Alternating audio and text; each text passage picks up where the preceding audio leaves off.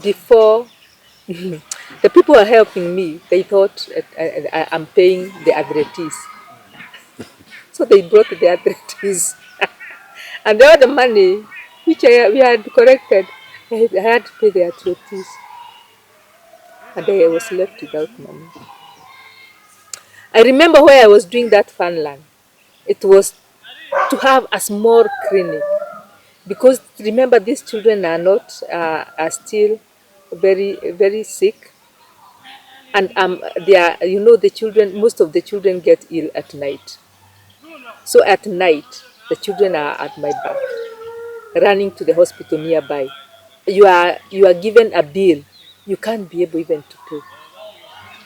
So I saw there is a need for us to have a small clinic where I can involve even the nurse.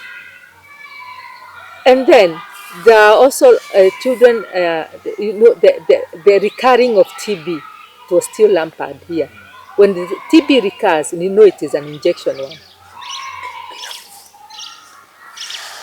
It is when the TB recurs, it is an injection one. So taking the children to be every day to be injected that TB drug, it was still a problem for me. So I had to start looking for money to build the clinic. And the clinic, you have seen it. God has been faithful. That is how we started fundraising. Each year until COVID time, when we didn't have even, we had closed here. Remember, these children their immunity is compromised, so we didn't allow any visitor to come in. So far, I realized the small babies, they are after rescuing them and rehabilitating them. Going to school was very fast, so I started also to look for a small classroom. You have seen the class, so as the children can start running here. But the problem right now, even it is to pay those teachers. I can't be able even to pay the teachers, but the children are running here. A HOREC, Hope for Orphans Rescue Center. It is an organization of children who are infected and affected with HIV. We take care of orphans who's their mother, because we really take care of children who doesn't have the mother. The child is orphaned by HIV and AIDS. And how do we get these children? These children we liaise with the children's office of any place, because when they identify the child from the hospital, and maybe they call us, we refer them to the children's officer. The children's officer is the one who refers the children here. Most of them come when they are very ill, when they are at the verge of death. And what we do here, because you have seen we have already the clinic, we might not have all the medicine. Because after that child is brought here and is brought with the referral letter, our nurse really identify how this child is, the viral load, the CD4 count, and then we refer them. We take that child to our facility where we take our children in the government hospital. Now from there, we start working with that child and the government office or hospital also. But the government office or hospital, they give antiretrovirals. And where right now the government is not giving us the septrin. Septrin fights the opportunistic infection, and that is why you get the child gets very ill. The antiretrovirals has to be supported by that antibiotic called septrin. Before, you used to get this septrin from the hospital. Right now, we buy.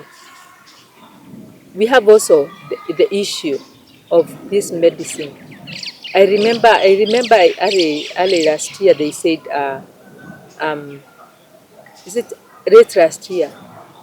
They talked about the USID because we know the hospitals, the government hospitals get the medicine from USID, USAID, and we heard from the news that the USAID is no longer there.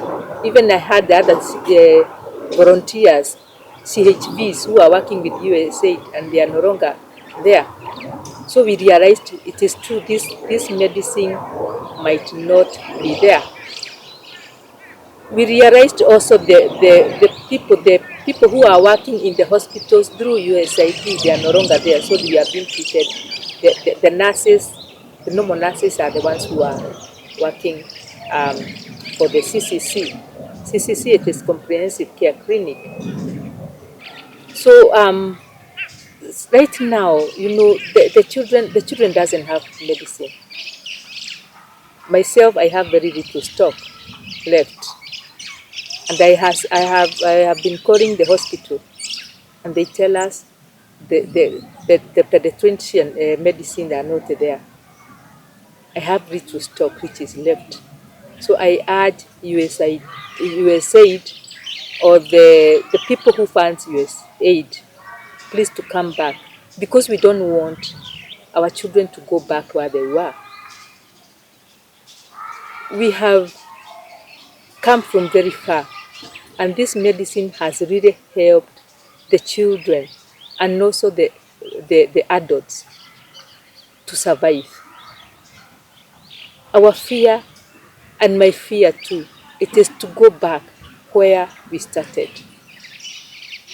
I can't watch my children going down, down, down again. Also, we look for the money. We ask people to give us money for buying even the antibiotics. There is that the children are sick. Maybe they had eardrums. The doctor had said has been the children who comes here, they have ear infections, and some of them even they don't have eardrums. They have skin conditions.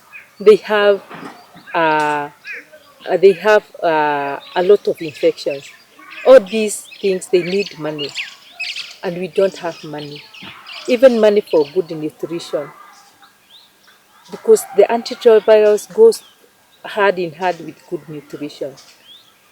These children want to stay somewhere where it is neat, where it is very neat. They need to have very good sanitations. Right now, we are looking for a way we can build a toilet, because we have only 2 toilets for the children, and even bathrooms for these children. We get to see in the morning they really struggle, because they have to wait for one another, because we have only 2 bathrooms, the toilets too. The sanitation of this organization, it is wanting. As people can come and help us to take care of these children, the children can thrive very well when they are well taken care of. When we have enough food, when we have medicine, because they go together. When we have medicine, when they go to school, our budget for the school, it is very high, because we have the children who are in high school, we have the children who are in universities, we have the children who are doing the skills, and all of them call me mommy, and I watch them as I pay from one class to another. I know they are coming to finish their school. I have to be prepared, but I don't have that amount of money. We thank God, because already we try very much to suppress the virus. Suppressing the virus, it is the key thing here. So because the child has to thrive. But then when the child gets well, this child needs to go back to school. This child has to live like any other child. need to go to university, need to to get work like any other child. So we are appealing to well wishers, please come and join us taking care of these children. We take care in this organization. The children who are here, there are 46 children, all of them infected with HIV. We have other children because with the place is very small, we can't fit all of us. Even the ones we are saying about 46, they are squeezed still. So what we do, if the case is not wanting that we don't have to rescue it, we work with the guardians of that child. So we take care of that child in the family level. So it is up to us with the social worker to follow up that child in home, in their home, to see that child has food, to see that child is going to the hospital, to see that child is going to school.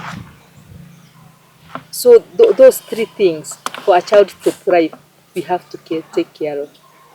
And we can't take care of them without your help.